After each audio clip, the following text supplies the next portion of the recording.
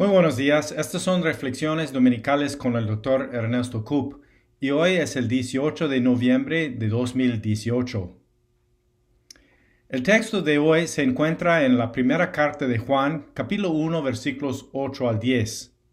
Si afirmamos que no tenemos pecado, nos engañamos a nosotros mismos y no tenemos la verdad. Si confesamos nuestros pecados, Dios, que es fiel y justo, nos los perdonará y nos limpiará de toda maldad. Si afirmamos que no hemos pecado, lo hacemos pasar por mentiroso y su palabra no habita en nosotros. Realmente hay que leer todo el texto del versículo 5 al 10 de este capítulo para captar bien el argumento del autor. 3 veces el apóstol Juan dice si decimos o si afirmamos. En cada uno nos reta a mostrar la prueba de lo dicho con hechos. En el texto de hoy, el apóstol toca el tema del pecado. Como Dios nos creó con libre albedrío, nos dio la opción de obedecerle o de desobedecerle. El pecado, como muestra de desobediencia, viene siendo una transgresión contra la ley divina. Aquí, nuestro texto también nos presenta un remedio, que es confesar nuestros pecados. En cuanto no reconozco mis pecados, mi rebeldía o desobediencia, no hay solución. En cambio, si confieso mis pecados, Dios es fiel y justo y me perdona y me limpia de cualquier pecado. Obviamente aquí hay una parte que me toca a mí y una parte que solo Dios puede hacer. Mi parte es reconocer mi pecado y confesarlo a Dios. Ya que el pecado es inherente en la vida de cada uno, la confesión debe ser el reflejo normal del creyente. La persona que niega su pecado se engaña. No es ignorancia, sino encubrimiento.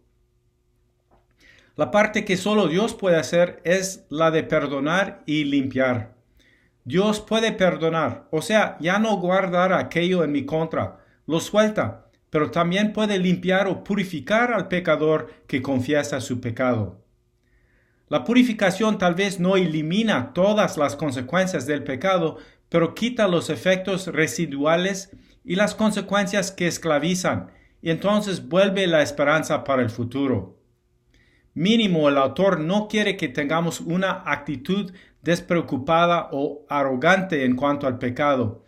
Hay que reconocer el hecho del pecado, que es una realidad, y a la vez reconocer la necesidad de confesarlo a Dios, de buscar su perdón y arrepentirnos, o sea, buscar no volver a lo mismo.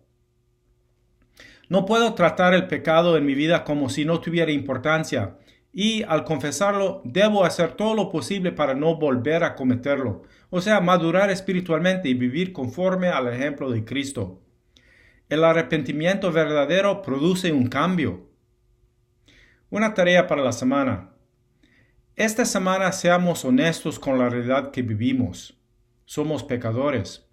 A veces se dice, entre dicho y hecho hay un gran trecho, que no sea lo que muestra nuestra vida en nuestro caminar diario. Que el arrepentimiento sincero del pecado produzca una vida cambiada, transformada y cada vez más como Cristo. Nuestro texto de nuevo. Si afirmamos que no tenemos pecado, nos engañamos a nosotros mismos y no tenemos la verdad. Si confesamos nuestros pecados, Dios, que es fiel y justo, nos los perdonará y nos limpiará de toda maldad. Si afirmamos que no hemos pecado, lo hacemos pasar por mentiroso y su palabra no habita en nosotros. Primera de Juan 1, del 8 al 10. Que tengan un excelente domingo, que Dios les bendiga y hasta la próxima.